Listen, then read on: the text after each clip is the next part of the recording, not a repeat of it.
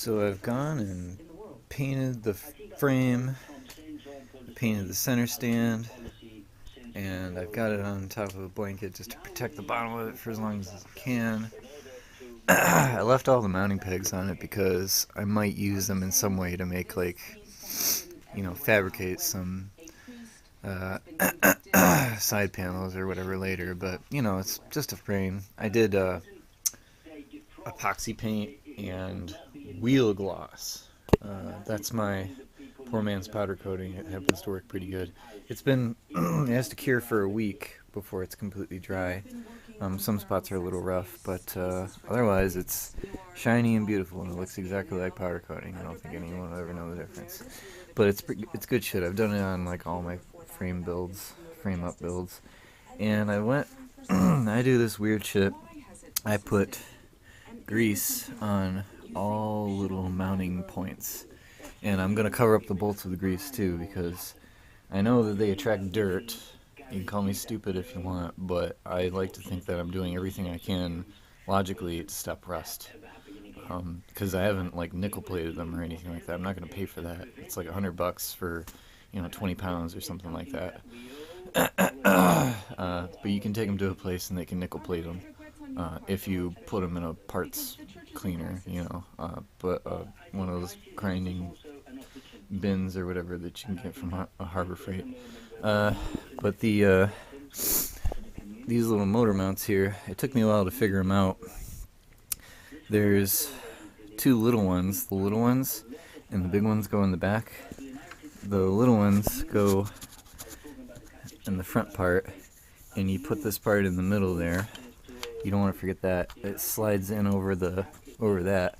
And there's one in the back here that goes in. These are the bigger ones that have like a little half kind of cut in them. I'm just assuming that maybe you just face them on there that way, because it kind of fits in there perfect like that. So I guess they just didn't like that to be symmetrical. But that one's in. I haven't put the clutch in. I'm trying to keep the weight off so I can easily set it in. And I wrapped foam around here, and hopefully it's thin enough that it can still lower enough and mount in. Got a jack ready with something soft over it. Something about where I think it might need to be. The toiletries back on. I only tapped it a little bit with a hammer. I'm not going to super freaking do whatever, but I greased the fuck out of that. The thrush washer that was in there, or the thrush bearing, was pretty good, so I'm thinking it's still fine. These are mounted right where they were originally. I might clean them later. They'll probably come off again when I redo the front end and redo the tire. But I'm gonna see if I can mount this camera somewhere you can watch the fun. Maybe it'll go good, maybe it'll go bad. I don't know. Owner of my grandparents opened in 1951. I like to say I'm the granddaughter of the mom and pop who started the store. So the administration placed a 10% tariff on hundreds of billions of dollars worth of goods from China. How has this affected your business?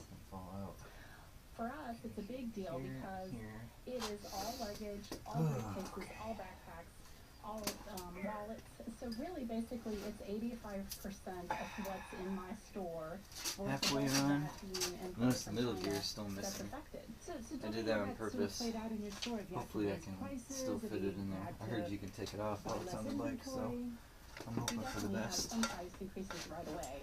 But coming into 2019 now, we've had lots of manufacturers increasing prices.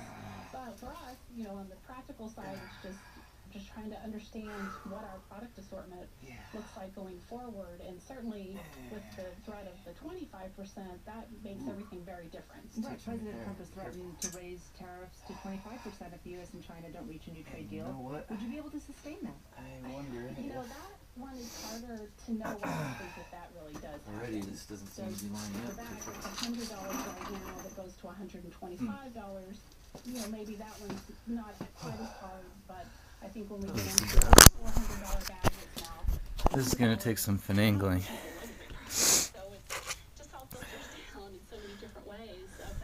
But I want to protect these a little bit, because I think it's going to bump there just a little bit, and I don't want that to happen.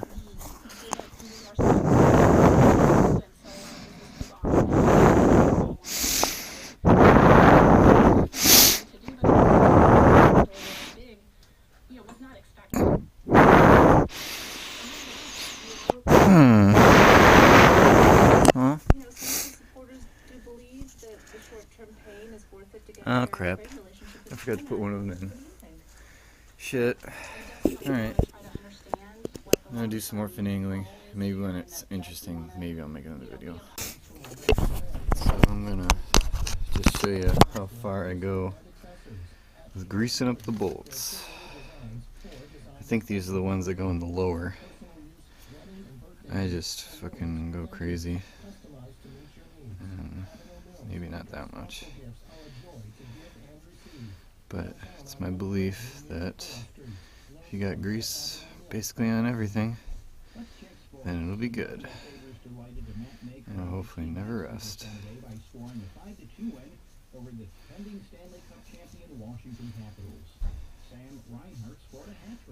The team's top scorer, Jeff Skinner, appeared to have suffered a severe leg injury in the second period. He came out to start the third and showed no ill effects. In women's hockey, the Buffalo Beauts completed a successful home schedule Saturday, going 6-0 on their own ice. The Beauts beat the Metropolitan Riveters 4-1. They'll play their last two regular season games on the road. In local college basketball Saturday, the St. Bonaventure men trounced Fordham 74-53. The UB women lost their third straight to Akron 70-59. All right, here are the weather warnings and advisories as we have them. A high wind warning through 2 p.m. tomorrow.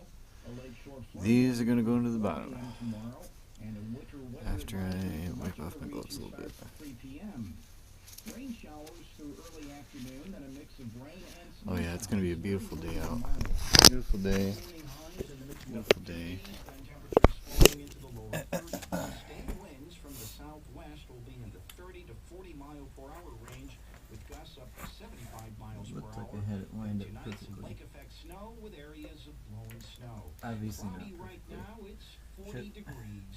Support for NPR comes from this station and from Carnegie Corporation of New York, supporting innovations in education, democratic engagement, There we go. and the advancement of international peace and security. More information And the is back available doesn't online line up. at carnegie.org. That's okay. And from Babbel, a European-made language learning program. Babbel teaches practical conversation in Spanish, French, German, and other languages. Available in the App Store or online at babbel.com. This is Weekend Edition from NPR News. I'm Lulu Garcia-Navarro. The 2020 campaign is just getting started, but digital disinformation efforts are already well underway. That's according to a new report from Politico, which Yeah, found the that Kamala Harris, oil Elizabeth Warren, cover Bernie isn't on Sanders, and Beto O'Rourke are already major targets of because I have not misinformation ordered online. Natasha Korecki is new a oil correspondent filters at yet. Politico. She joins us now to explain. Welcome. Thanks for having me. Tell Is me, it starting to what rain NPR? already? How is this information being disseminated? Supposedly today it's going to be like So what's hurricane clear is force that winds. If you look at it holistically, what's Yay, happening New on all York. these different social media Yay. platforms, it's happening quickly, it's happening Okay. aggressively. What the Guardian AI, the ones who did the research for us, found was that there was this core group of accounts that were driving a disproportionate percentage of the conversation. And they tracked these accounts and found that a lot of them were real people who really believed this, but there was a Later on, group of accounts around that were amplifying it. I might end up taking these off anyway because I have some crash bars I want to put on. Sure. So one of the most blatant, I How is think, that not lining up? with regards to Elizabeth Warren, it was It's that, never over Instagram, she had ice from something from her kitchen, and someone posted something saying she had a blackface doll in her kitchen, and that appeared. I think I saw that. Yeah. It appeared on one okay, I see. platform, and then somebody actually put money behind an ad on a different platform, kind of furthering that. That was like blatant fake news. But the major underlying theme here is that it's playing to the most extreme parts of the conversation around all these candidates, very sexist, racist, that type of thing, and pushing those things out. up a little bit too. Do we know who is behind this? There we go. Are these state actors, as we saw in the 2016 election, or are these American individuals? Yeah, well, so there's no clear evidence of who's involved. What they can say, and we talked to data scientists, campaign operatives, digital strategists, And a lot of them said they saw some signs of No, coordination. I am and not that was going maybe to over Twitter. So there are some who believe that there's some state actor tighten involvement. However, it is an these isolated bolts event. up One of the until geosites we talked to said, I they get described this as more an unholy stuff alliance, aligned. and that's probably the best way I'm to actually look at questioning it. whether or not I should put in the lower rear, because that one, well, that one is a big long bolt. It actually has the fucking foot So you're pegs in talking it. about specific accounts that are known quantities. I just put for spreading this information. maybe Why just the bolt are in. they just shut down? I'll be okay. I'll show you what I mean. These here are the spots where that fucker goes in. And I kept it on there like that so that I didn't lose my foot pegs. But it was dirty as hell. I don't remember if I cleaned it. Maybe I didn't. Maybe I should. Yeah, probably should.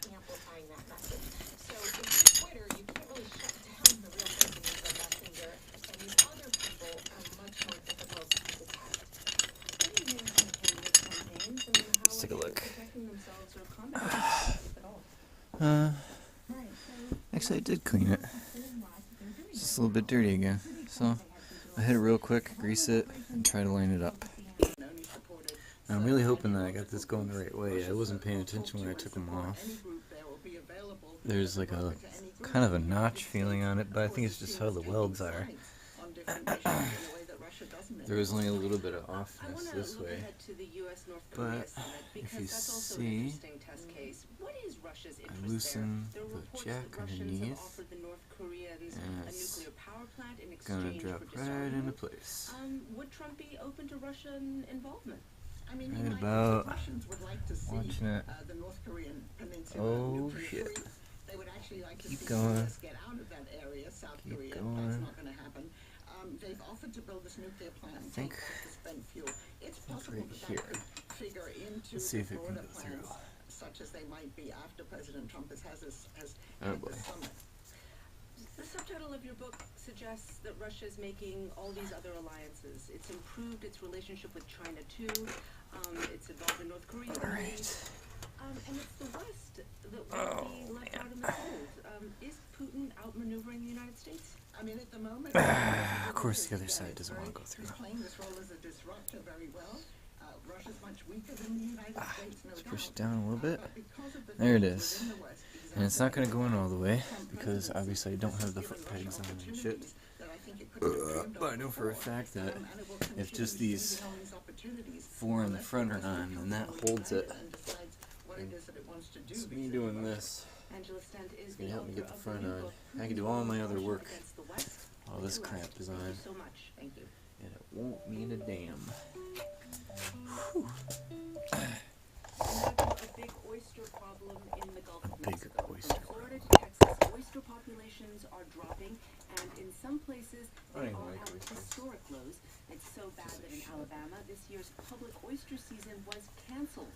Scientists involved in restoration efforts are now finding that what Is that worked fucking before thunder? isn't any longer. So biologists are trying God. something new, as Mary Scott Hodgson shit. of member station WBHM reports. That is totally thunder. I think that the world is coming to an end.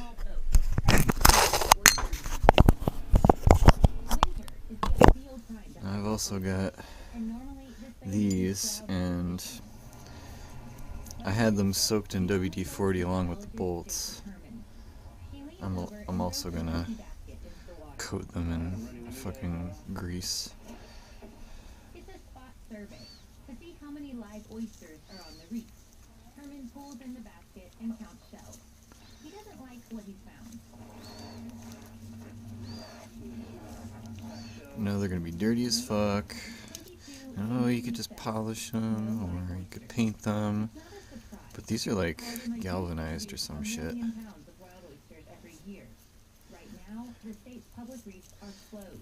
I'll clean it off a little bit. Just wipe the outside. Maybe after I get it together. It's like 20 years old. 20 years I've old. seen more oysters come off that reef one day than what's come off that reef in the last 8, 9 years. The decline is happening throughout the Gulf of Mexico. It's particularly bad in Alabama. The state has invested Keep the rust off. Yeah, that looks pretty gross. mostly with funding from the 2010 BP oil spill settlement. One of the most common techniques is to submerge old oyster shells and rocks to give baby oysters something to attach to, allowing reefs to replenish themselves. But biologist Jason Herman says it's not working like it used to. The material that we put down is doing what it was supposed to do, and the problem is there's such high mortality. The survival is just not happening. He says there's no one answer as to why. There have been hurricanes and droughts, there's pressure from development and overharvesting, and potential long-term impacts from the BP spill. Whatever the reason, BP reefs in spill, Alabama are not rebounding. So state biologists are trying something new. We are walking into right now our fish hatchery. Matt Westendorf works at the Quad Petite Mariculture Center in Gulf Shores. This will soon be home to a new oyster hatchery. The facility will grow baby oysters to be planted on wild reefs.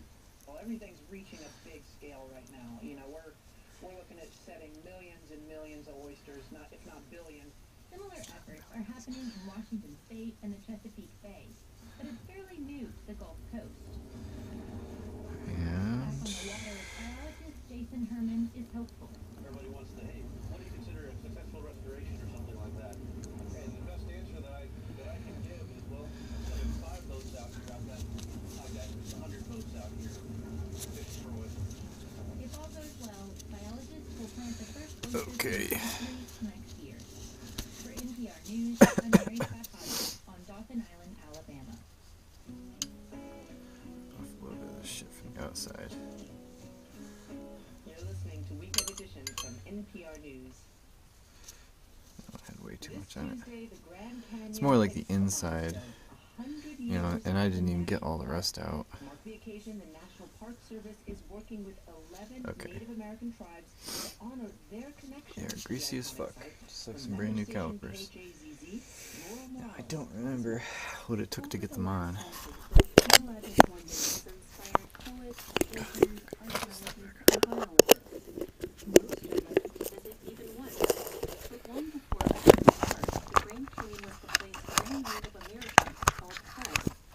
Called home. So this, I believe, this part, the bump I think is on the outside because it has to go flat. You can just slide it right over, just like butter. Especially like butter because it's got grease all over it.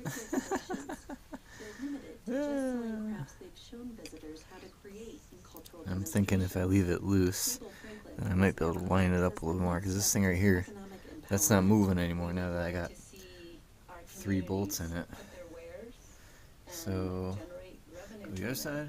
Because in our community, we have a lot of people that are vendors, and that's their way of life, and it sustains them out here. Until that rule changes, Franklin hopes the 6 million annual visitors to the Grand Canyon will consider taking a short side trip just 30 miles east of the park to the Navajo Nation. There, in the community of Cameron, artists can earn a living selling their work. For NPR News, I'm Laura Morales in Flagstaff. And in Buffalo, I'm Mark Scott. Also, the grease helps News. The sport of if you're curling is gaining nervous popularity about across the nation, especially sketching here or in Buffalo. paint. The Buffalo Get this Curling shit Club on. is holding an open house this weekend for That. anyone who would like to celebrate the There game you and to learn more about it. John Schuster is a member of the 2018 Olympic gold medal winning U.S. curling team. He attributes much of the rise in curling's You know what? I popularity might have put to these bolts increased in television backwards exposure, but he because also believes that I've gotta professional put, curlers connect well with the public. seem like, you know, the everyman kind of regular stuff in there. individuals that happen So I'm gonna go this way. like at its highest level. That's kind Even of though I what am going to take them off again to put the crash bars on, when I walk into a I curling want to club, have them other than going John the Schuster, other it's direction. literally just a curler at a curling Okay, club. no So it's pretty problem. fun.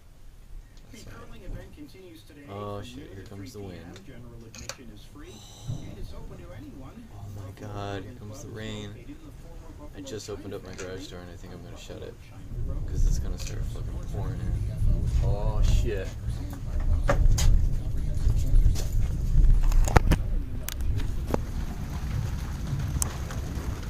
That thunder is crazy. Wow, here it comes.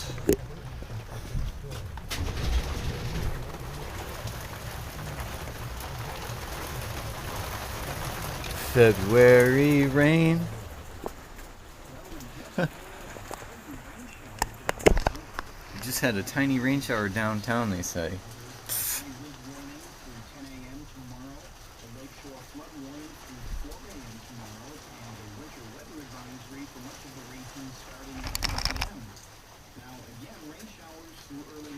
I gotta get some lock washers for these too.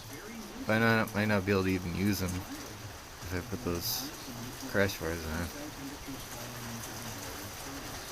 Oh yeah, it's coming there. That's the door.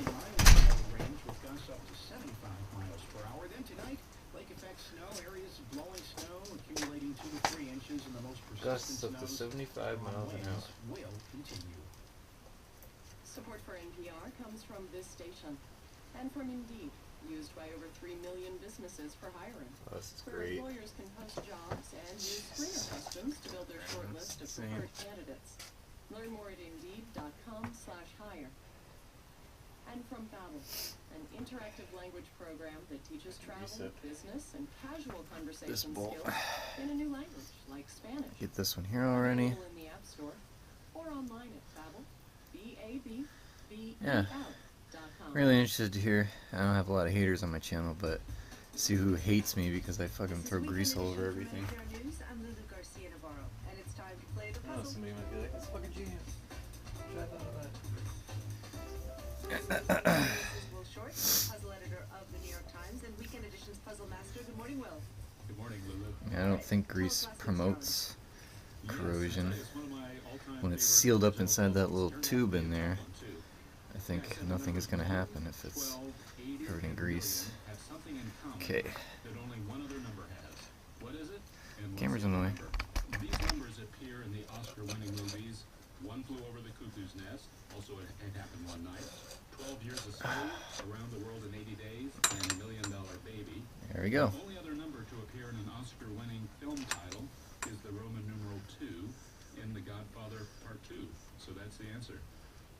That is a great, great challenge, and we only received about 170 responses because it was so hard. And our winner this week is Steve Fain of Egg Harbor Township, New Jersey. Congratulations.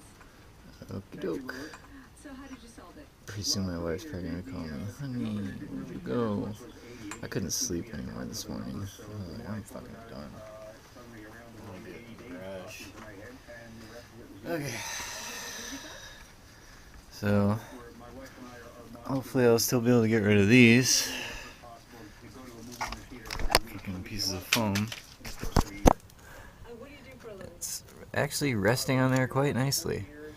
I really hope I can get it out of there. If not, well, fuck me. I'll have to remove some shit. Oh, that rain sounds crazy. Jesus. So I'll tighten these up, remove those, and then it's on to motor building. Oh god. I got the gaskets, got everything ready to go. This might take like a week. We'll see.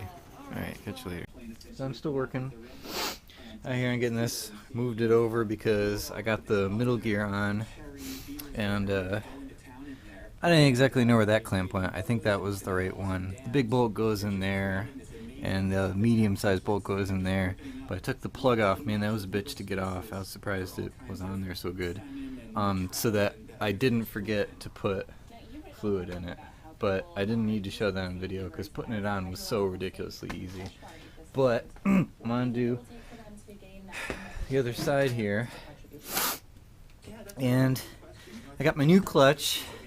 Looks a lot nicer than the other one. It doesn't have a big fucking rust stain on one side. And I noticed something that nobody's ever pointed out in a video before. Because when I was tightening on the on the nut, it was like moving, you know. You do have to put on 2 bolts onto some springs, but when the whole thing wants to move because you've engaged the clutch plates into the main shaft, it'll move this and it'll move that. Well, you can shove a block in your wheel. I don't have a wheel, and I can't think of anything else to do, but right up in here there's a nice little spot where you can stick that gear. And so that was what you used to do this when the motor was upside down. I don't know if you remember that. When I was putting the case back together and I stuck the starter clutch shaft in there, I think that's what that is, because the starter motor goes here and it hooks in that gear there and it goes over here or whatever. But you're supposed to shove that in there, and if you're pulling the motor, if you're tightening this way, that takes that gear and pulls it that way, and that right there would stop it and let me tighten on the bolt. So 3 cheers for me, because it doesn't even say that in the manual, which is just so obvious that if you use that to tighten up, it tells you to stick a screwdriver in there to tighten that lock nut on. Why not use it to tighten this lock nut on? Because it totally worked. Do that. The rest of the shit here is just so easy. You know, I'm gonna stick the alternator on and the fucking Kickstarter. This part of the clutch is super fucking easy to put on. And then next is the jugs, the pistons. I'm not looking forward to that. I've got some clamps. We're gonna see how that goes. I only got 2 hands, you know, but you kind of do 2 at a time. So I'll turn it, I'll do the middle 2 or whatever. You'll fucking see. God, this bolt really looks like shit.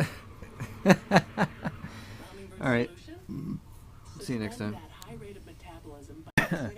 So I'm gonna do something, I don't know if it's good or bad, but I'm putting anti-seize lubricant on this because I like to think that it's pretty cool when you can remove these things years down the road.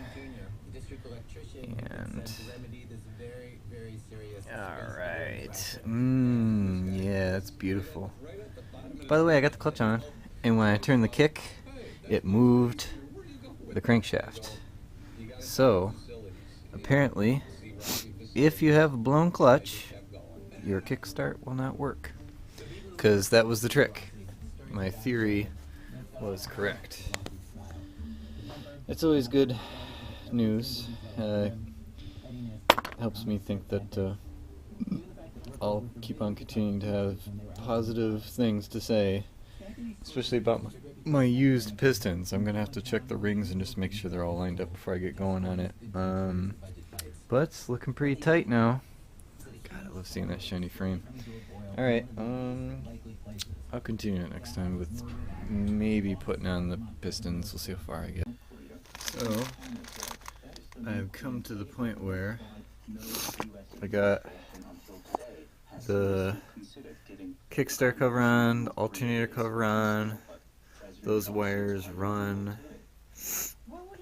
and now I've taken this, whatever you call it, lubriplate motor assembly grease for, you know, initial startup.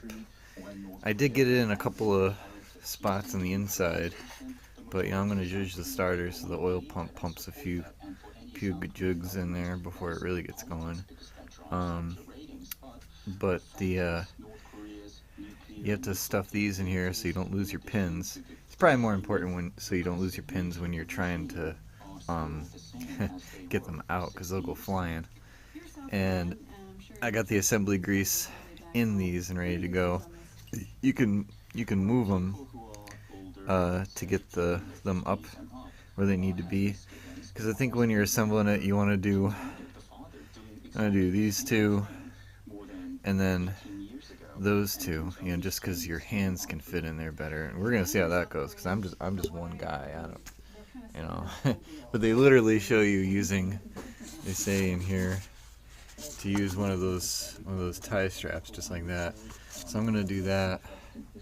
I might, I don't know, get a little piece of styrene or something to wrap around it, but I don't want to make a mess, you know, and I just don't want to scratch it with the cable tie.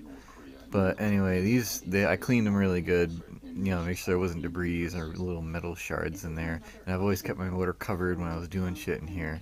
So this is about as clean as it's ever gonna get. I didn't even go crazy cleaning this shit. That's ready to go. But before you put pistons in, there's something that's important. It shows in the book now these were used pistons that matched the head. So I'm not even worried about like sizing and checking the gauge and the gaps of the rings or whatever. I'm just gonna assume that they're fine. You know, that could be my fail, but whatever. I'm hoping for the best. You know, I'm just doing this.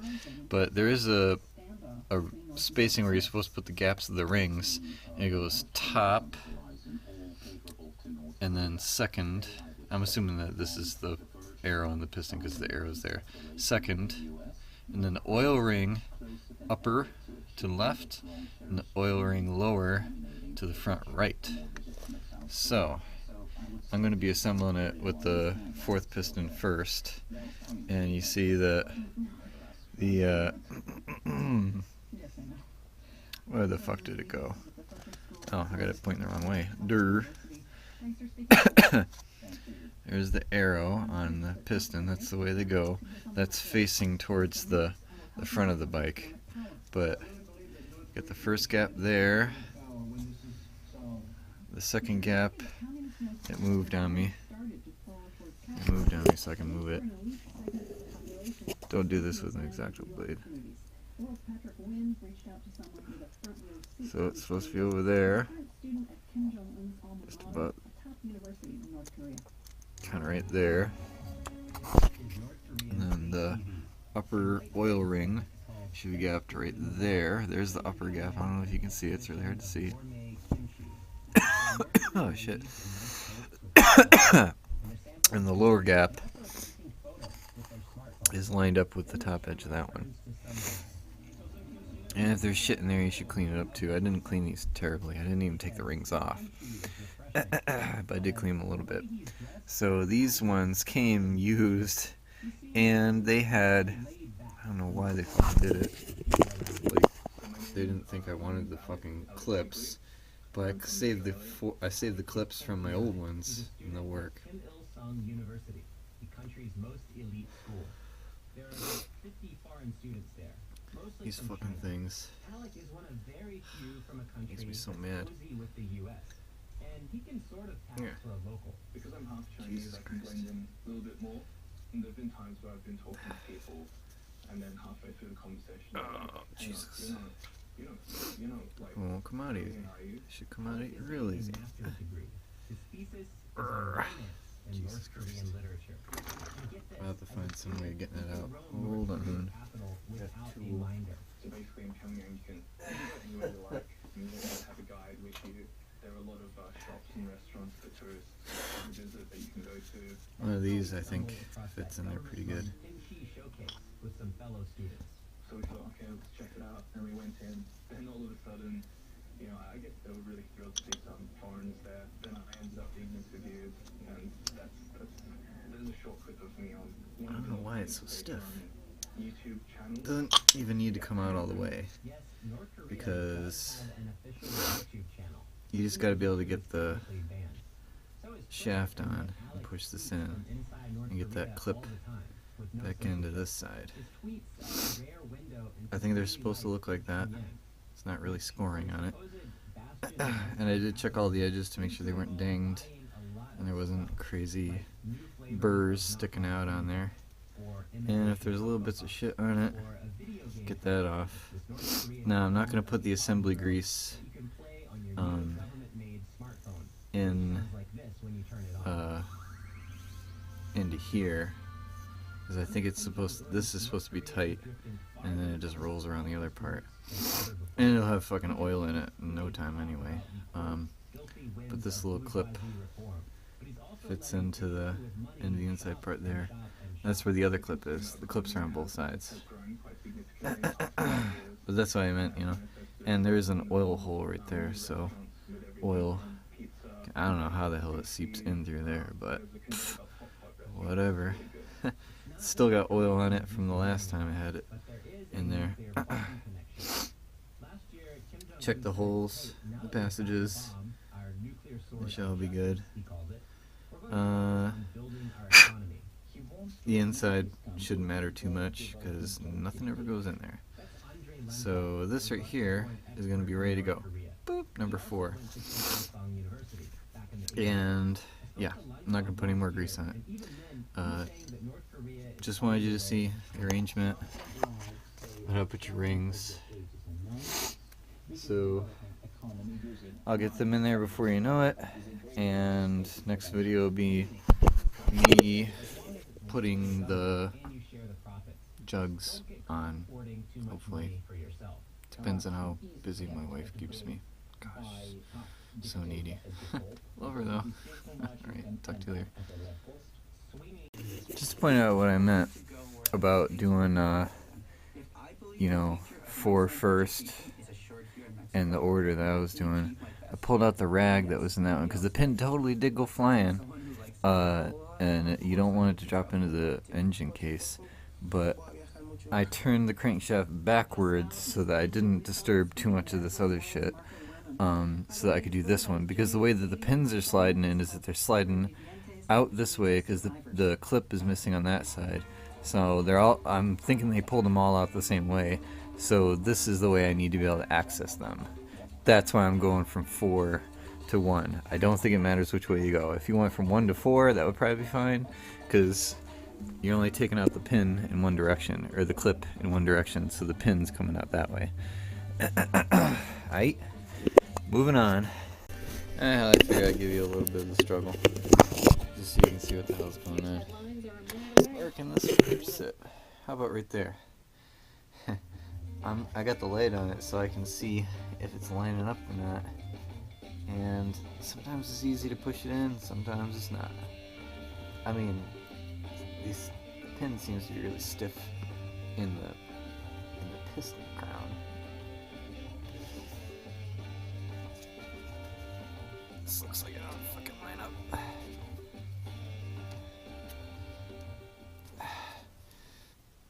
Yeah, shit. Buddy.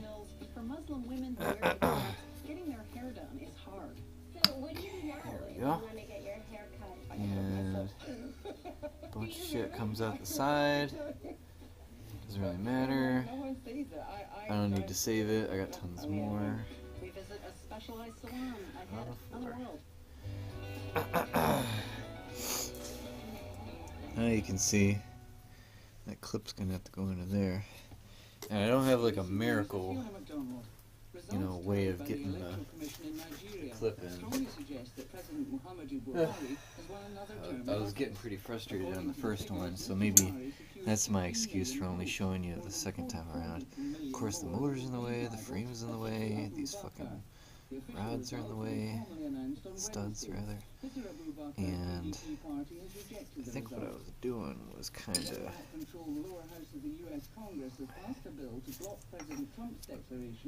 push that in, trying not to scratch the fucking piston because it's aluminum, pushing it down on a shit. Do not scratch the piston. Do not scratch the piston. I'm trying to compress it and holding it with my finger while it's a little bit compressed. Wedging it in there. Shit.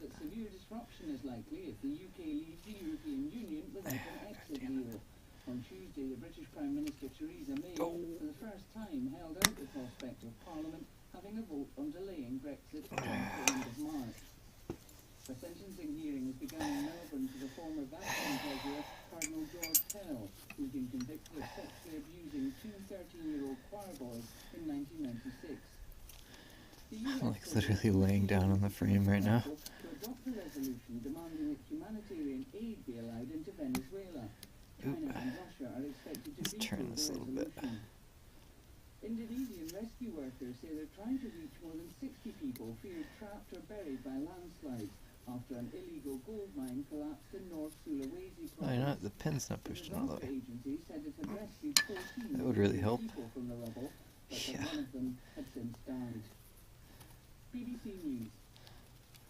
The World is brought to you by Noom, offering a personalized weight loss program that uses psychology and small goals to change habits, with the goal of losing weight and keeping it off for good. Learn more at Noom, Noom.com. There we go. See, now it's starting to go in. Keep a finger on it so it'll pop out. Got one. Check to make sure the arrow's going the right way, because I don't want to freak the fuck out. Put it in backwards. He resigned on Instagram. Signs on Instagram. And it's in. There we go. I might have a little chat on there. As long as it's not sticking up. Of course, there's buckets of shit on it. Jason, what role did Zarif play in your imprisonment? Well, I think he Shit in played the there. Yep, cameraman. see it? Chunk of shit. Zarif was the foreign minister. Okay. Near I'll make sure that's not sticking English out. speaker, he would, Yep. It's about as good as it gets. be most called on to give interviews. Mohammed Javad Zarif is here. He has been foreign minister of Iran since 2013. Now, He was often asked in about order how to it was possible that a Washington Post journalist would be get held the in piston to prison, go back down, I should take the sock out. And I use socks, I know. I don't have shop rags. I'm poor. At a time when I was defenseless and voiceless, had no ability to That fuck answer really the sticks up. accusations that were being made against me. Oh, you know what? Well, I'm not too worried about letting the pin go flying that way. But the next one is much closer. It's this guy. My bad. Whew. Alright, hold on a second while I get the next one here. I don't even know if the camera is going to be able to focus this close. But it's there. Implications of his resignation for U.S. relations. So I got For me, the biggest concern has number been 2. and will be the Arrow's fate facing of our up. Americans currently being This detained is in Iran. getting There's more and 6 more of them that we dubious know of every right fucking now. time. And without a means of communication to Tehran, the likelihood Ass that and people tuner. coming home Oh, great. I don't think seems I very pushed in minimal. enough. In departing the nuclear deal, we cut off Here's the almost shit right all here. outreach between Tehran and Washington. I kind of like And mechanics if because it's Zarif like is indeed gone so from the dirty. scene, the You likelihood don't have of to be resurrecting any of completely those clean. channels in the near But I like to term, think that this is like the seems cleanest. highly unlikely to me. You get one of the dirtier parts that you do. Alright, it's pushed in all the way this time. All this shit came off again. Thanks, Jason. I'm gonna start saving it. I don't even know if it's worth it. Hold on a second while I get the pen. Oop. Well, really close. Kinda wish the GoPro could focus closer. But, you know, you're wrapped in the action there.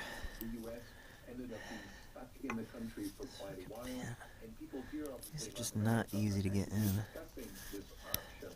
And in the end, the majority of Latin American governments have explicitly said they are against U.S. military intervention. Have any Latin American countries, either quietly or out loud, said that they would support U.S. intervention in Venezuela? Nobody. No, actually, not a single government has done so. And even center-right governments, which seek to be closer to the Trump administration, have publicly stated that they do not think that military intervention is the right path. What's the best possible outcome for Venezuela? Well, best possible outcome is a negotiated transition where you have free elections. I think realistically speaking, the easiest way to make that happen Pin's is turning. an amnesty. Don't do that. Just go in. Okay.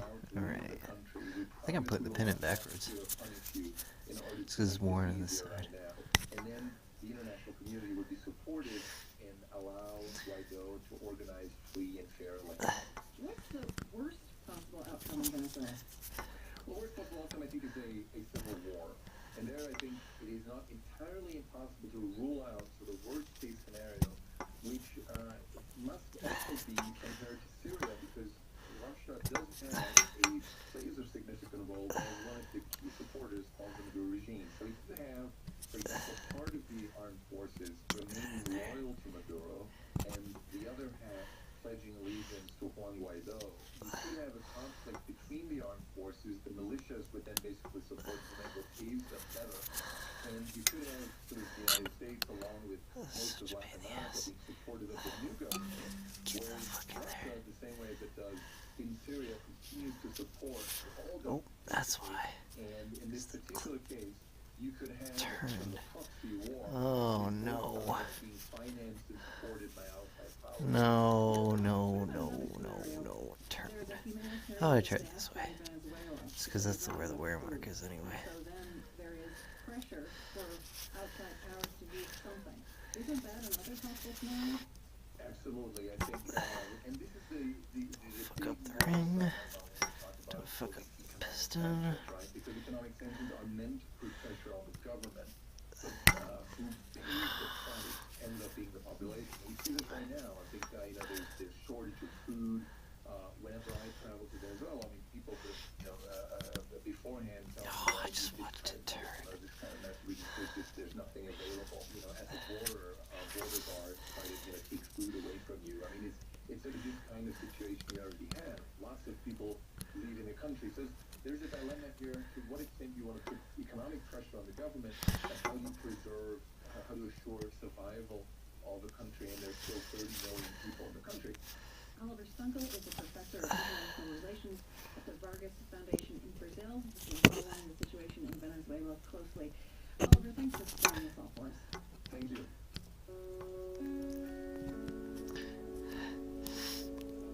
Yep, come on. Don't let go. For most people, getting a haircut is routine. But for some Muslim women who wear the hijab, it can be pain. In typical salons, they might risk running into male staff who would see them without their headscarves. But around the country now, Muslim women are taking matters into their own hands. Oh no! I was so close. My fingers are fucking cold. Right here in Boston. At the age of 10, Shamsa Ahmed fled the civil war in Somalia and arrived in Boston with her family. 2 years later, she started wearing a hijab, and she came up with a long-term goal. At age of 12, I always wanted to open a hair salon, and I envisioned this huge, big salon that had all the services you could think of, women's shave. Now, some 2 decades later, with a degree in Oh, training Jesus in Christ. cosmetology, she's done it. It may not be huge, but the Boston storefront is decked out. As you can see, I'm in love with chandeliers. Love them. In a neighborhood peppered with beauty shops, what makes the Shamsa salon and spa unique is not the silver and black decor, or even the henna body art, or the hammam steam spa, but it's who's allowed it and who's not. At the door, Ahmed says Only marred that up just a little. required. Oh gosh. People walking past can't see in. All this to make sure I really wish I didn't do that. Ahmed says for women who wear hijabs, it's hard to find a place to get your hair done. That has been the biggest challenge. So they'll, find hopefully a stylist that works at a salon. There we go, just to befriend that stylist flatten and it have out. them come over to their house. Okay. No, he's often that stylist going from A house little to piece in house. the middle. Others let people come to a salon after And work some little or bits in the back room. fill into But here. Ahmed's hoping her I think it's clients and aluminum. others will come here. Alright. No bathroom necessary. Wow. Ahmed says there's been a lot of enthusiasm in the I think I Muslim got community.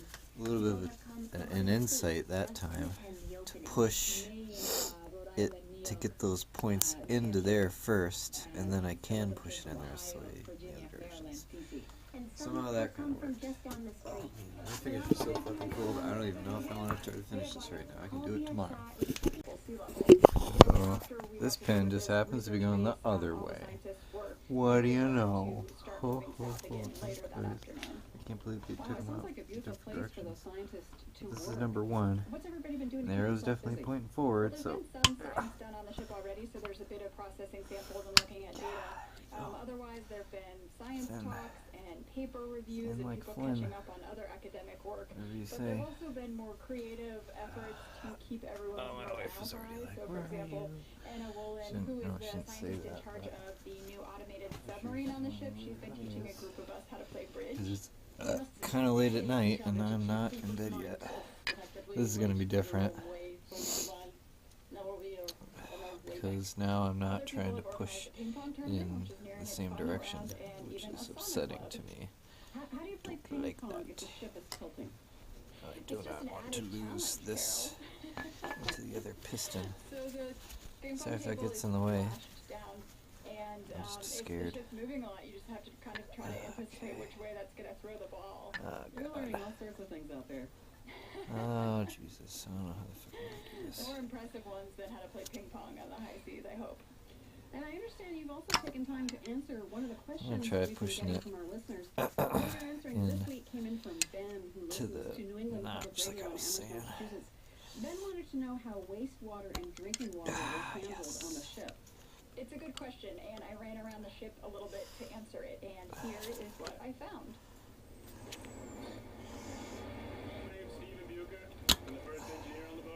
Bucher's wearing a Red Sox hat like he usually does. He brings me to a space below the main Almost. deck, about the size of a hotel room. Come on. It's filled with pumps and Get pipes. in there. We're in the Don't sewage fight room, me. so we're just off the engine room. So, when you flush that toilet or your shower drains down, it comes down to these vacuum pumps into a holding tank. From there, all the wastewater flows through a device that adds salt. And it's in. And that's it. With an That's way easier. There's an electrochemical So put the which that salt water notches into the, or put the ends of the pin, of the clip into the notch first, and then push it. Yay! Yay! Alright. All the pistons are getting desocked. Bucher walks through the engine room to point out two desalination devices, each with a large silver Yeah, drum. all But all four greased engines up. are running down here, and Greased it's up. too loud to talk. So in workshop, And how the ship gets about 4,000 got you now, gallons 19 millimeter. you take the heat from our generators, you off all that salt water, down there, so it's reel up under a vacuum, gets collected up to the I'm gonna go this way. back into the tanks. Great, Stephen, thank you very much for the explanation. Yeah, no problem. So it doesn't hook on it. How long can this ship hold itself out there? Exactly. It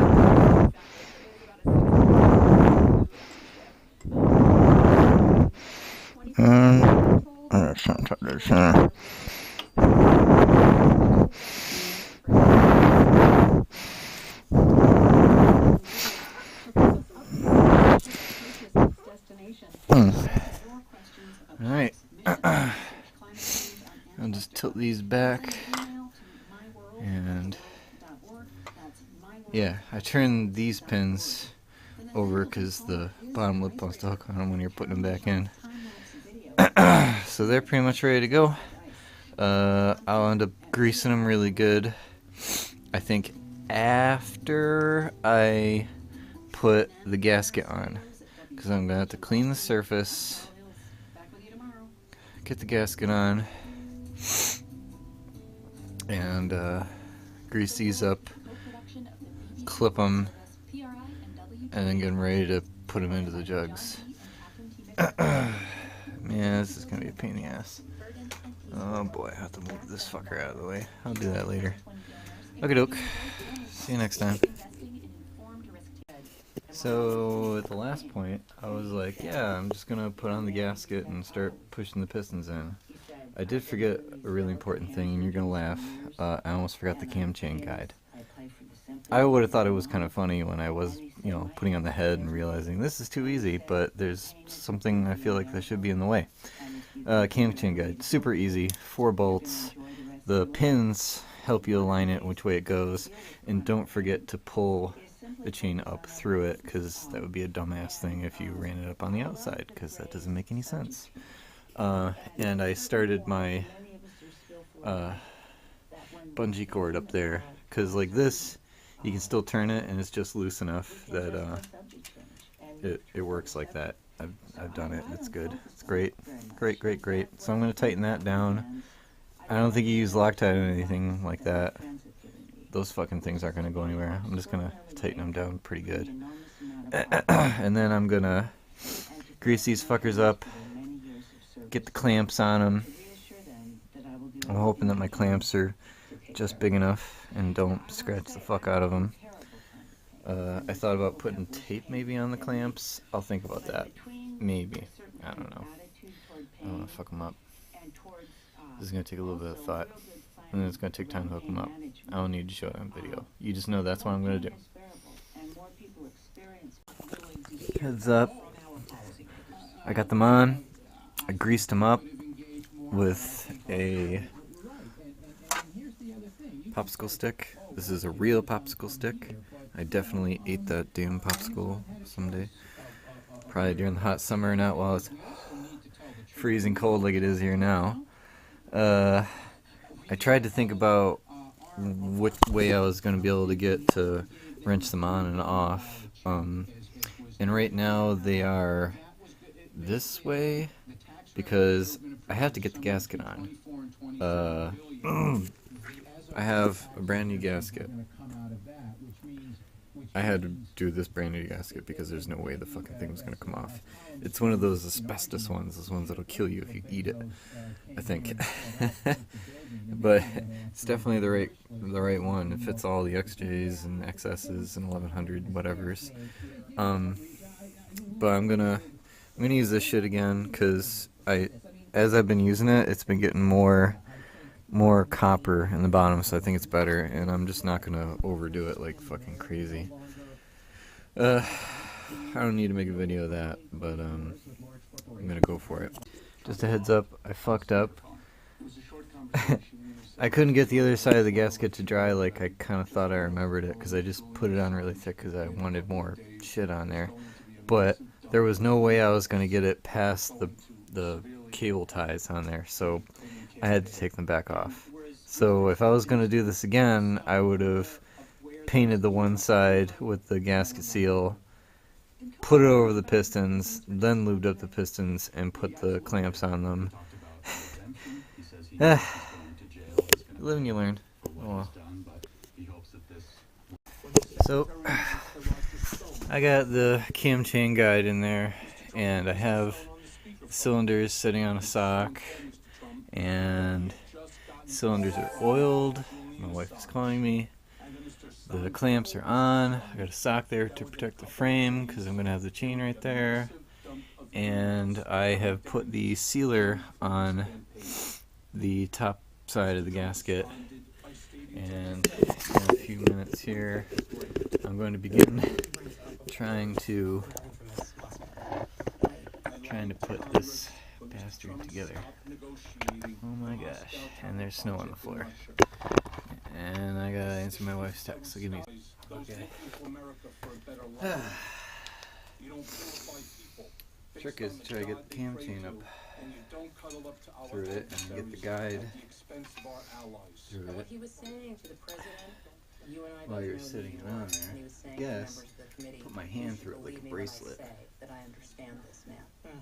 So to those who support the president and his rhetoric, as I once did, I can't lift it that high. I pray the country doesn't make the same mistakes that I have made, or pay the heavy price that my family and I are paying. And I thank you very much for this additional time, Chairman. Thank you very much. And when Michael Cohen was done, Elijah Cummings closed with this note of grace toward Michael Cohen. That was the moment when Michael Cohen started crying. And he really had crying. He was clearly weeping. I know that you face a lot. I know that you are worried about your family.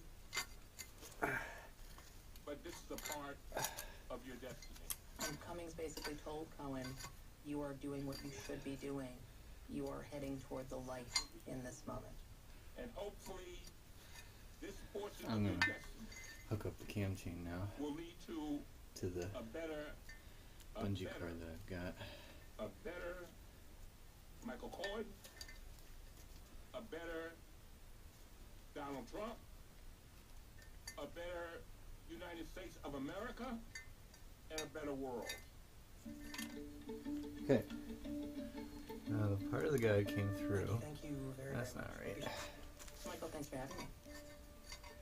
And we have got to get Oh, this thing's hung up on it.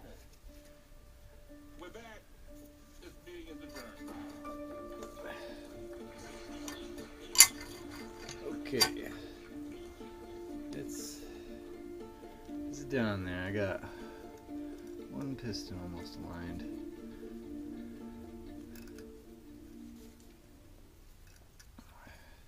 The Daily is supported by Fracture, creating modern photo decor and gifts by printing photos directly on glass. A fracture is an image, frame, and mount all in one.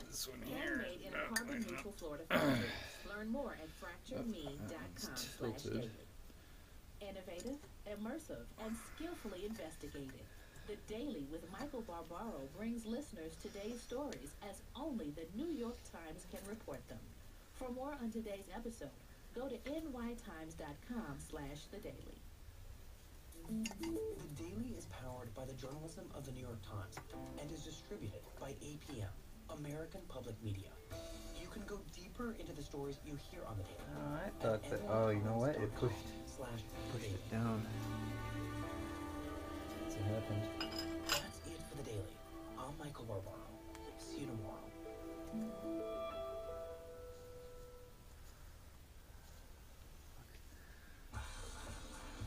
After the financial crisis, Wall Street banks paid billions of dollars in fines and settlements. Was that so justice? People who have wealth, have money, who take advantage of the criminal laws and violate those criminal laws need to be prosecuted. I'm Connor Risdell. How settlements replaced jail sentences next time on Marketplace. Coming up next on WBFO. Support for WBFO comes from our members and from Level Financial Advisors, helping people create and sustain wealth through sound financial planning. A fee-only investment management firm in Amherst, Level Financial Advisors has developed personalized financial plans for families for 35 years. One more All advisors at Level are certified financial planner professionals, striving to provide a clear line of sight to retirement and financial achievement. Level Financial Advisors. And now, reach higher. one on the end. Here isn't quite lined up. There we go. Now it's lined up. Just about. There's only a little bit of sway from left to right. More at drexel.edu/ambition. Can't wait. You've been waiting.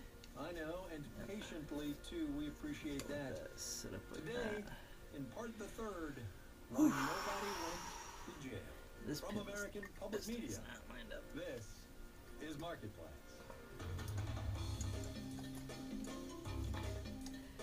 Marketplace is supported by C3, addressing the world's most challenging problems at the convergence of artificial intelligence, IoT, and elastic cloud I'll just see what I'm seeing.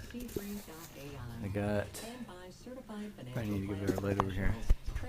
I got each one just about lined up. This one right here is a little squirrely, but you can see it.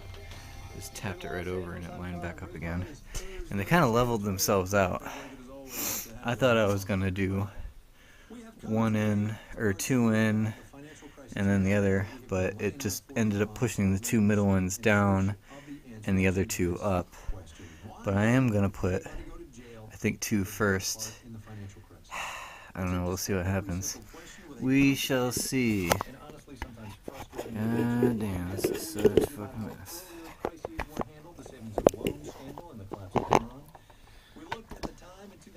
Maybe I want to be from over here. I'm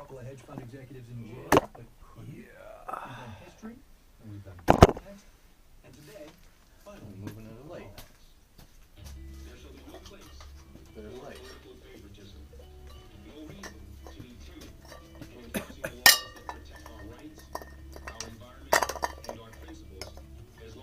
There we go. So, States from 2009 to 2016. That was part of his speech after his swearing in by Vice President Joe Biden. He just heard. Holder had been in the Justice Department before, deputy AG in the Clinton administration in the late 90s. William D. Cohn is a former Wall Street banker turned journalist and author. Once upon a time, when Eric Holder was not the Attorney General of the United States, but he was in the Justice Department, he authored a memorandum.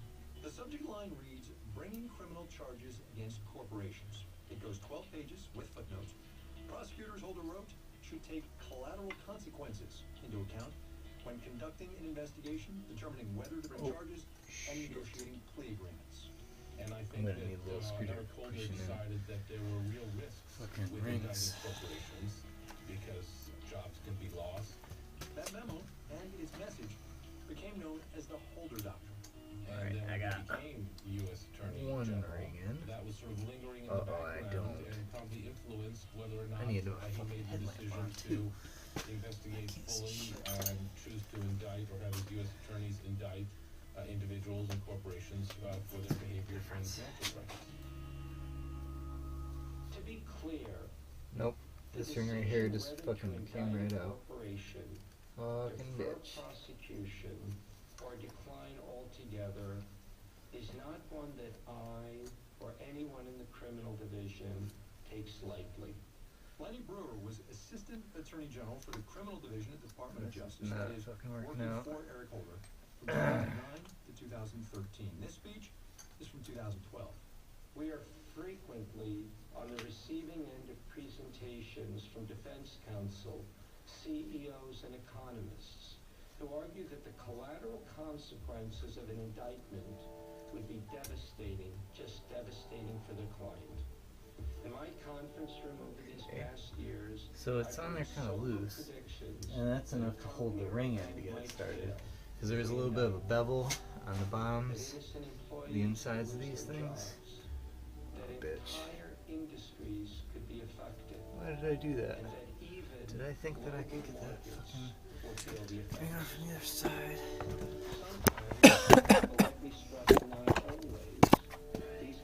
Oh, motherfucker. What was I thinking? Did I think I could get it all the way through here? What was I thinking? What was I thinking? Fuck.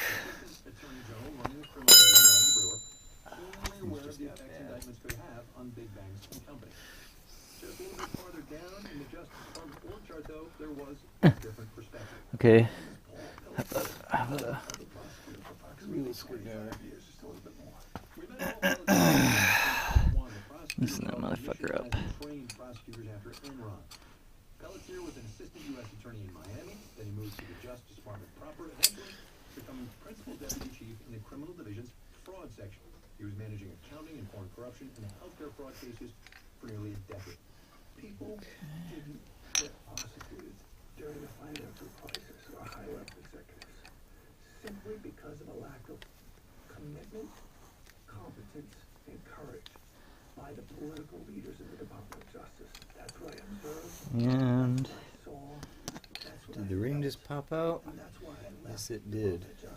Because there was a It lack did. of commitment on the part of the Department of Justice. Did I just push it in? That I had never seen before. Maybe. Remember that story we told you yesterday? What James Comey, when he was the head of the Southern District, called those kinds of Oh, the ring on the other one's popped out too. In the financial fraud crisis of the late 2000s, where it was the biggest indication to me and prosecutors across the country, the department didn't have either the commitment, the competence, or the courage to bring these cases. Okay, I got the top ring in on both of them. This is gonna make a great video. You're gonna see how fucked up this is. I got this one right here, which I think I got another one. I'm just pushing these clamps up as I'm pushing down on the cylinder after I loosen them to hold them at a slight compression. If you read the complaint, read criminal all through it, criminal fraud all through it. That was a sin, and that indicated to all the career prosecutors that I knew that the Department of Justice wasn't committed to bring these cases. Look, I was a hockey player growing up, and I learned very early that in order to enforce fair play on the hockey rink, sometimes you just gotta punch the cheater or the bully in the nose. Whether you're gonna win the ultimate fight or whether you're gonna lose. But sometimes that's right, and that's just what you have to do to enforce fair play. And that's what people expect of the Department of Justice as well. You're not going to win every case, but you have to show the American public that there's a cop on the beat, and that's people who have wealth, who have money, who take advantage of the criminal laws and violate those criminal laws need to be prosecuted. That Oh, a ring just popped out of this one. Not good. Think back to Enron, where the Justice Department created the Corporate Fraud Task Force. and virtually every top executive at that company was indicted. Also, the savings and loan crisis, almost 5,500 criminal investigations, 1,000 criminal prosecutions, more than 800 convictions. And All so the rings are the in. corporate fraud task force for the Enron accounting fraud type cases was part of my experience in the Department of Justice, and one of the reasons why I joined the And you don't want to turn the clamps because that will take the rings and twist them So after the around. crisis, Peltier Just so watched you know. and he waited while investigations into executives from Countrywide, Goldman Sachs, Lehman Brothers, and AIG, the big insurance company, he waited while those fizzled out and died. On a personal note, I personally Oh, ring popped out again. executives at AIG I'll make it too loose. and each and every step along the way of my investigation, I was discouraged from continuing and furthering the case. Discouraged at every level of the department. To the point Another where, ring popped out. I was told that unless I could guarantee a victory, I wasn't going to be allowed to bring the case. And that's the first time in my more than 25 years in the Department of Justice that I've ever had that conversation with anyone. Peltier says the Office of Assistant Attorney General Lenny Brewer wanted a guaranteed conviction in a case against AIG FP executive Joseph Piston. And I refused to guarantee one because I wasn't going to do that because I thought it was an improper question. Peltier left the Justice Department in 2011 over those decisions not to prosecute. And we should tell you here as well that Peltier ran for Congress in 2018 as a Democrat lost in the You're kind of missing out on the shit on this side because I got fucking the number 2 ring wanting to pop out. Do you think any laws were broken in the financial crisis and the run-up to it? Well, what I do know is that our commission found that there were potential So I'm violations tightening of up the law clamp that a we little bit believe more needed to be just to further try to get it. investigated by the Department of Justice. As a commission, we took our responsibility to make these referrals to justice More very popping serious. out. We looked at the documentation that we had uncovered in interviews, in hearings, by subpoena, by request for documents. Ring over here When popped we out. sent these referrals over to the Department of Justice, we fully expected that they would get This ring right top here is to popping bottom out. scrub from the Department of Justice. And it's very clear now, years after the fact, that that never occurred. That at each of the banks, for example, where we identified mortgage security fraud activity, my expectation is that the Department of Justice would have gone in and gone from bottom to top at that institution to find out who was ultimately responsible for the conduct. It never occurred.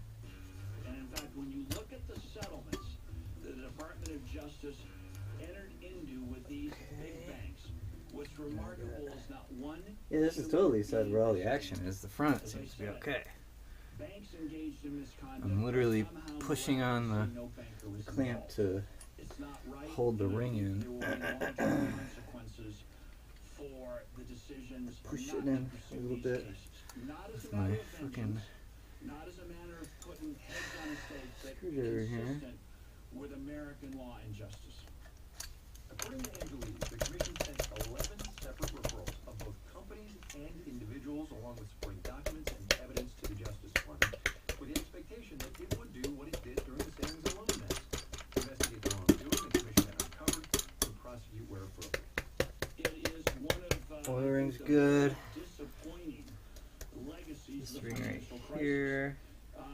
The simple fact is the Department of Justice never This mobilized clamp is probably to thoroughly stopping a little investigate bit. the wrongdoing that occurred in the run-up to the financial crisis, and having failed to investigate, never then applied the resources and the will to prosecute.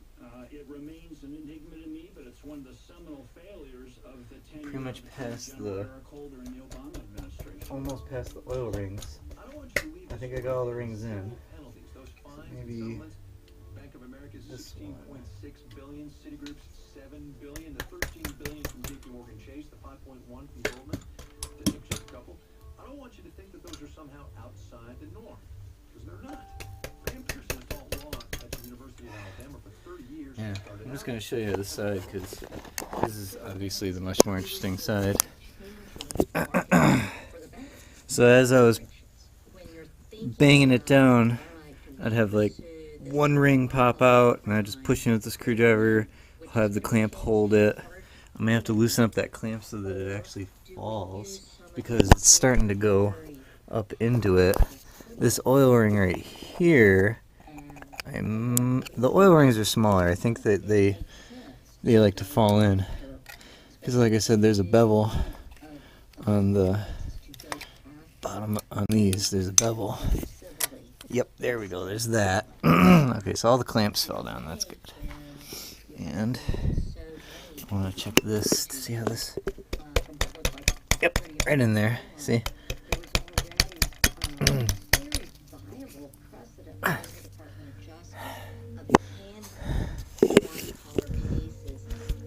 Ow, ow, ow, ow.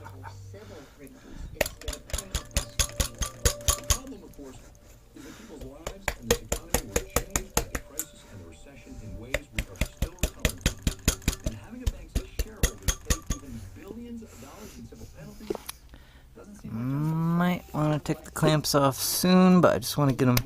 This one right here, the piston's a little bit crooked.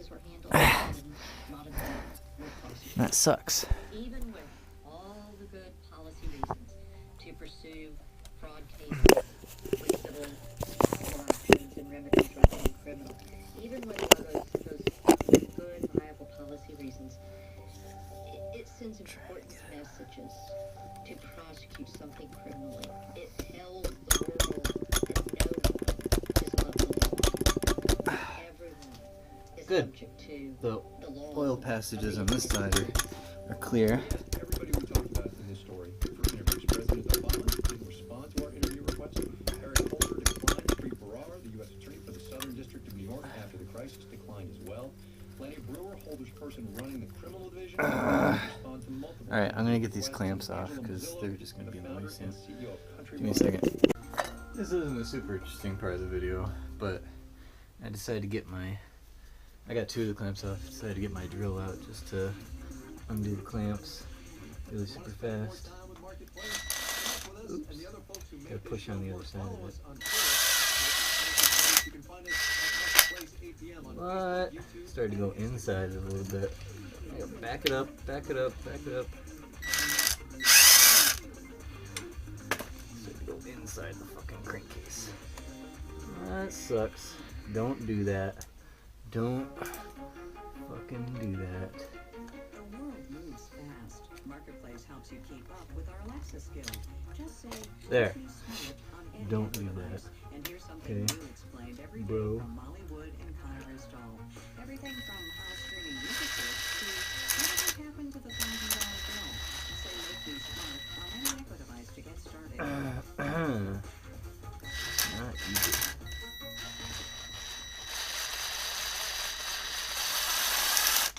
That sound is soft. It was a bit late, a month late technically due to the shutdown, but we got our hands on economic growth figures for the 4th quarter this morning.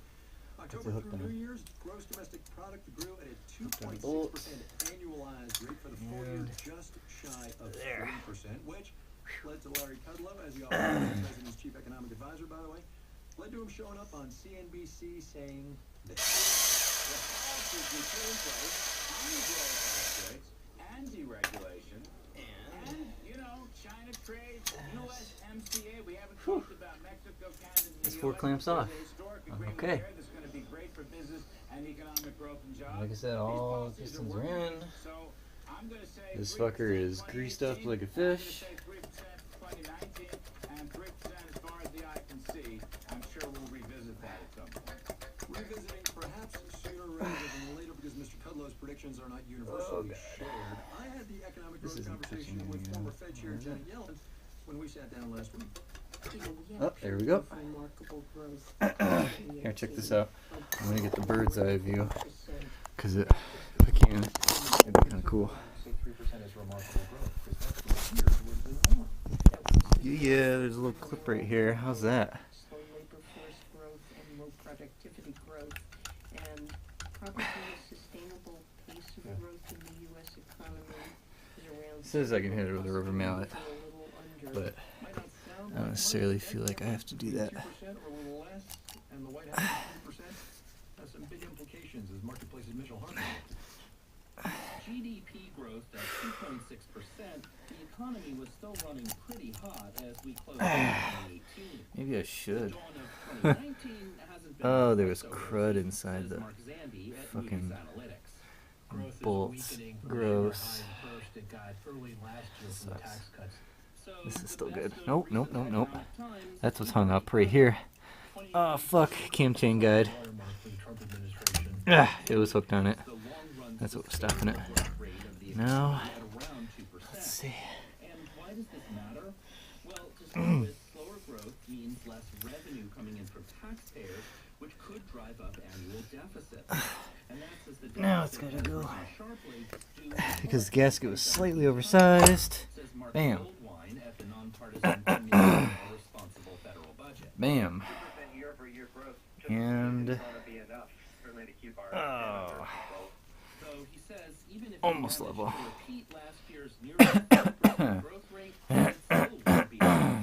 You would need something like 4 or 5% Whew. real annual growth to stabilize Not the our cleanest debt over looking the head. next couple of Somebody decades.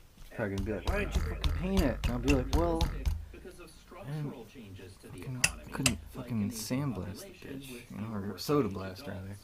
Which brings us to another implication Not of slower privy GDP to growth. Middle-class Americans tons aren't of, seeing living standards rise as much. you know, I'm Mitchell Hartman for Marketplace. shit like that, President you Trump know. is on his way home from the North Korea talks, deal not in hand. The president said today before he left Hanoi that things fell apart over sanctions. So we thought it might be a good idea to review just what the sanctions situation is. Here's Marketplace's Kimberly Adams. Oops. There are layers of sanctions on North Korea, and they've been building up for Almost. decades. The most comprehensive comes from the United Nations, says Jim Shove at the Carnegie Endowment for International Peace. Cover import of oil, aviation fuel. And it's down. Also, they prohibit Okie the doke. export of coal, seafood. On top of the UN sanctions are those from Don't break any individual fins, countries BJ. like the US. Remember how this went down last time? Mostly doubling down on the financial piece for certain individuals or people that we think have Okay. done cyber crimes or other types of things. Yeah. And the US has been ramping up I don't pressure in expect the it to last go few all years over the place. for And yeah, I know I'm missing a to bolt. include That's more fine. people and companies Let's see working what with happens. the North Korean regime. Ashley Fang is with the Center for New American Security. You saw more pressure and more implementation of Look these at that. sanctions by countries that may not have been as cooperative as they were before, so specifically China. Fang says even with the crackdown, North Korea has workarounds. You had Yeah, seasonal baby. Russian ships out at sea in which they would That's then illicit nice. ship-to-ship transfers of That's oil. And there are nice. also some reports of Russian Fucking laws clean. ending the employment visas Cool. of North Korean workers. But so far, There's shit up the there.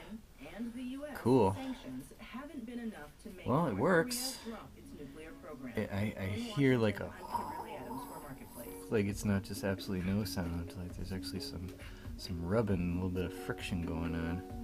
I hope that's a good thing and not a bad thing. But top dead center. That's pretty sweet.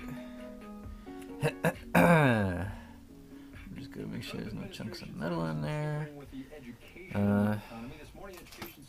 Next step,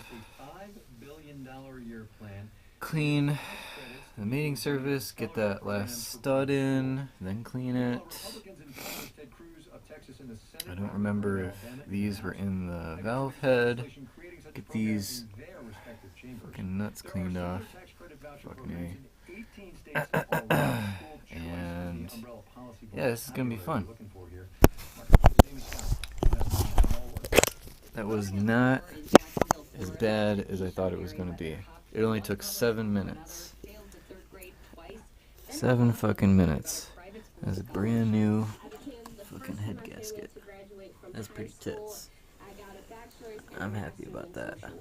Here's this side here. Can still go down a little bit, but whatever, it's gonna get tightened down more later. And it'll probably settle as I do other shit. Yeah. Pretty badass. I know it's dirty as fuck. Whatever, the rest of the motor's gonna be spotless. Cruddy, grummy, cruddy looking head. A 1979 head on a 1980 motorcycle with an oil cooler that probably came from Australia. I remember, yeah, no, it came from England. Whatever. It was, I paid in euros.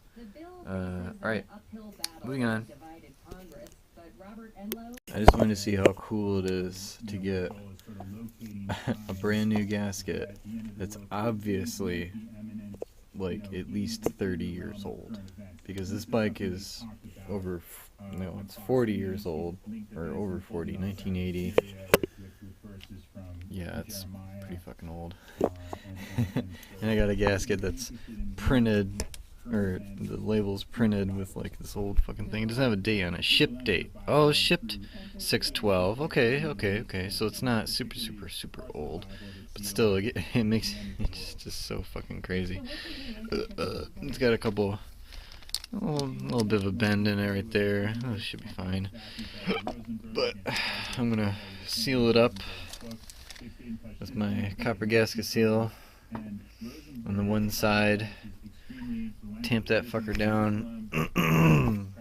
It shouldn't be as hard, since as difficult, since I've already assembled the head once, but this time I redid the pistons and I did a complete valve job. And that valve head is fucking beautiful. Holds acetone, no leaks, as far as I know. I tested it, and I can't wait to put it back together and fire up. Yeah, I swear it better fire up good. Alright. I realized I let some of the cool part get out of the way. I wanted to show, just putting it on. I decided to omit what parts to include in the video. Show. Whoa. I got a lot of fucking sealant on the bottom of this. Bursts of Afro-Cuban piano.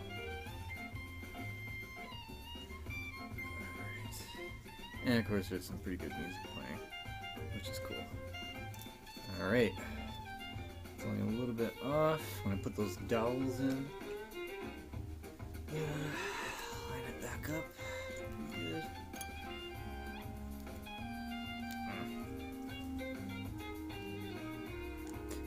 Hope they fit in well. Oh. I don't know how far they're gonna go in. I got nothing to like pound them in, really. I just gotta hope they fucking line up. This one's crooked. If they do have anything I could pound it in with. How about is as close to rock as the jazz, adding to the hybrid mix. Too big. Jazz musicians have always been mad mixers. So that's 10mm. Duke Ellington mashed up the blues and old hymn on the Chopin funeral march in 1927. Boom Tick Boom's instrumentation is close to some of the first jazz bands, with cornet, clarinet, and violin in the front line. Miller's The Ride evokes New Orleans style collective there, now it's in. and local beats. So an 11mm socket, just to push this down a little bit. This one looks crooked.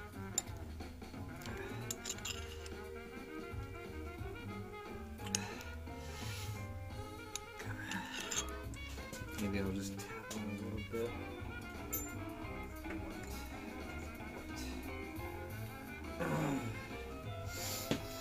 Man, my hammer's in my wife's studio. Or it's a mallet. Yeah, the other one's not down. So big. On Allison Miller's Glitter Wolf. Down there. You can hear how much her crew enjoyed playing this music. Everyone's having a lark. That kind of positive vibe can rub off on listeners too. Gasket. Don't do that. Don't do that, Peach. Alright, that one's in. Cool. That bolt's fucking crooked. Probably from fucking laying down. Ugh.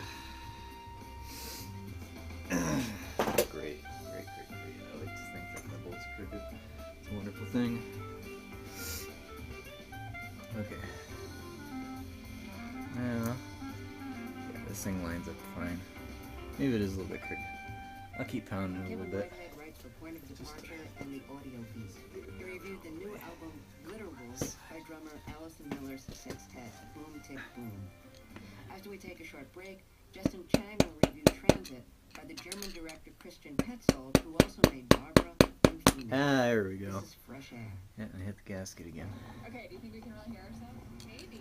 Scientists sailed for weeks to reach Thwaites Glacier, part of the Antarctic ice sheet that's melting. There's a lot of research ahead, but first... That was amazing. You can bounce your voice off a glacier. Bouncing your voice off a glacier and getting serious about global warming in Antarctica. It's the world. And of course I put little notches in it. 3 on WBFO. About as good as it's gonna get. WBFO's Making Buffalo Home is provided by Rich Family Foundation Yeah, and Rich Riches, again. a family-owned food company dedicated to inspiring possibilities. Headquartered in Buffalo, New York for nearly 75 years, Riches works in more than 100 locations globally to build deep relationships with community partners through advocacy programs and extensive volunteerism. That's pretty good. Learn more at betterourcommunities.com. Pretty sure the bolts will send it the rest of the way. This is fresh air. Sure. In his earlier films Barbara and Phoenix, the acclaimed German director Christian I'm gonna have to explored different spend chapters some of his time country's tumultuous 20th century history. putting seal on this gasket on the top and closing it up. Here's it. I don't know if I've shown it before. I already cleaned it with that stone. Not gonna touch it. Whew. Alright, moving on. Got the copper gasket seal on it. I'm gonna see, I don't remember exactly what I did last time to put the head on. I don't remember it being too difficult. Thing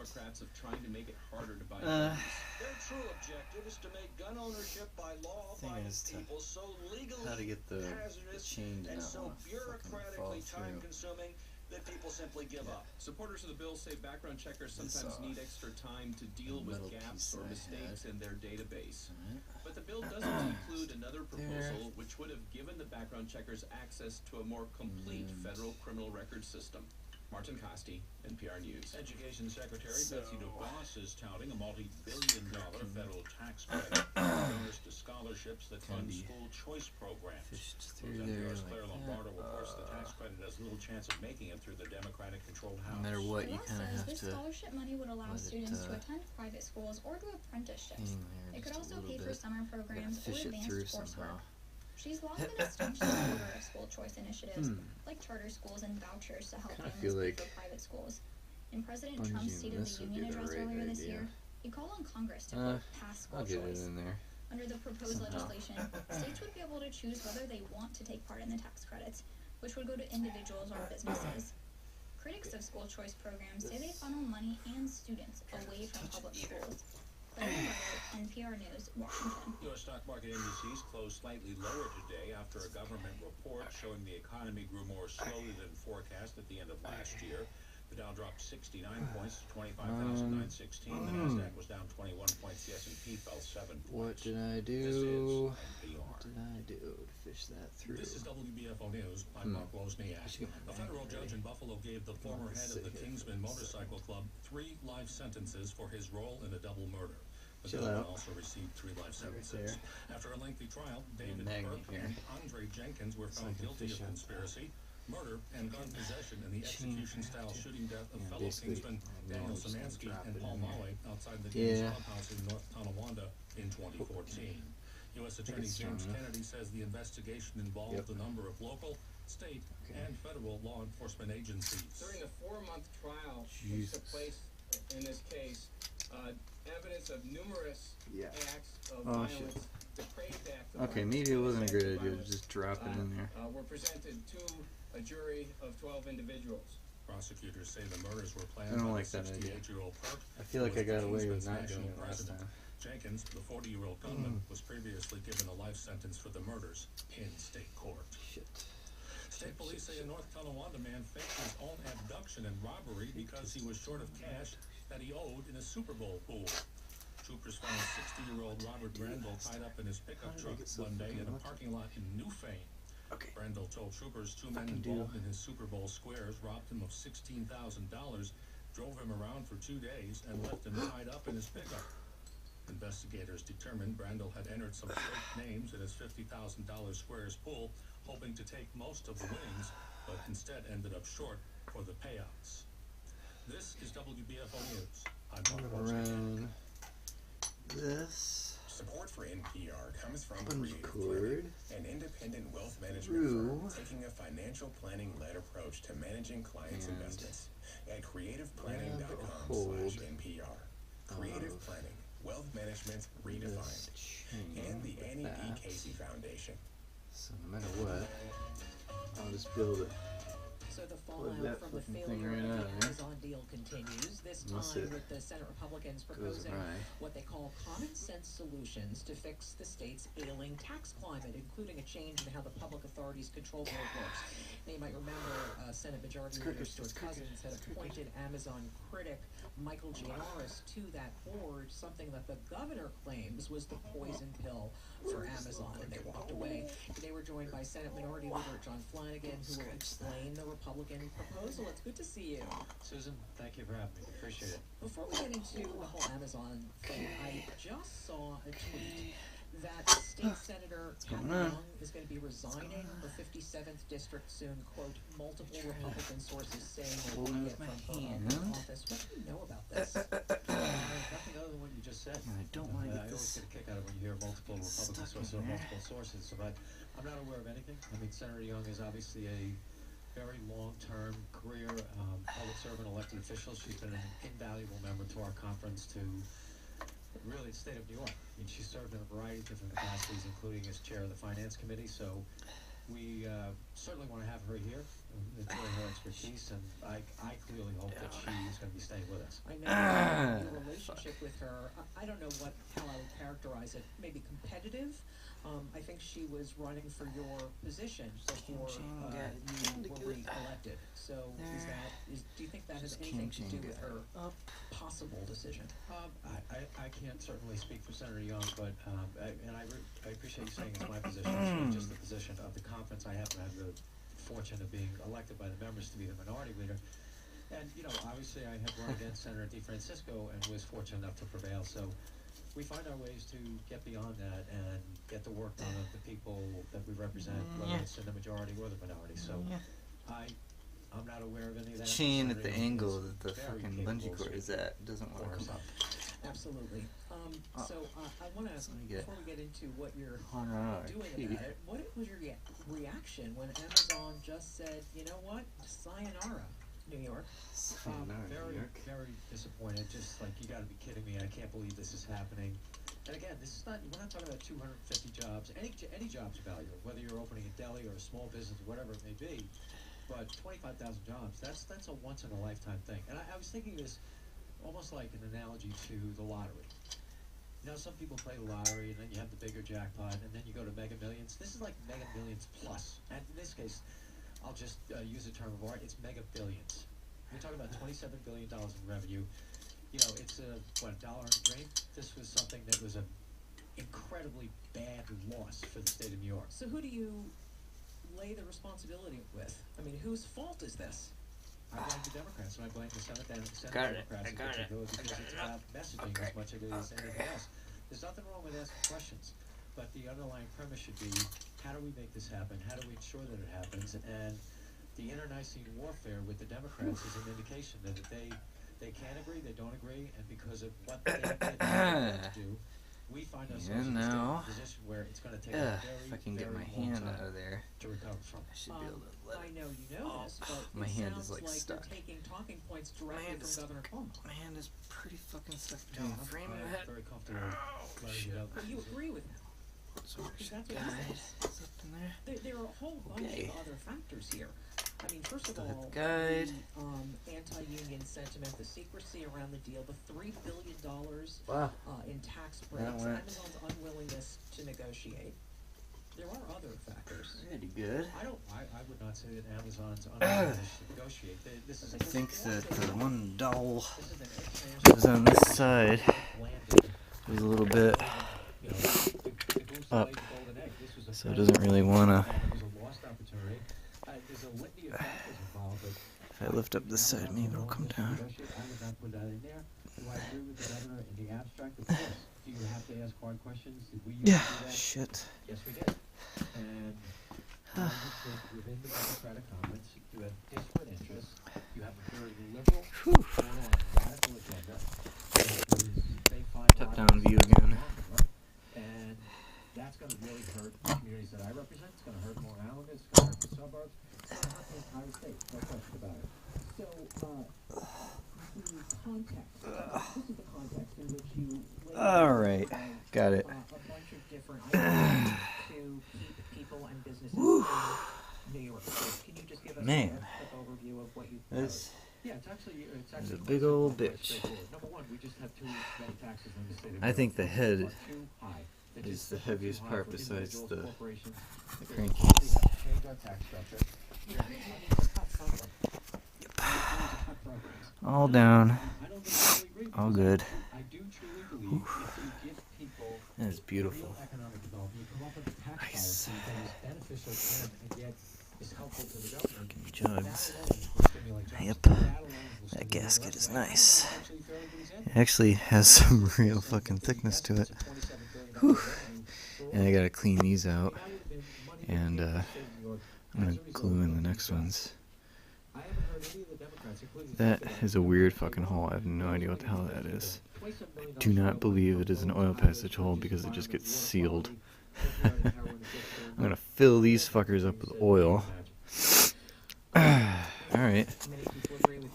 And like I said last time, I did not believe that 25 pounds, which is what it says in the manual, was enough to tighten up these goddamn bolts. So I am not going to be using my torque wrench. I'm going to be using my hands.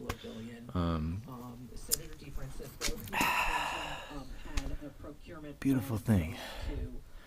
Beautiful. Looks a little dirty, but I don't give a shit. I can always wash it out later.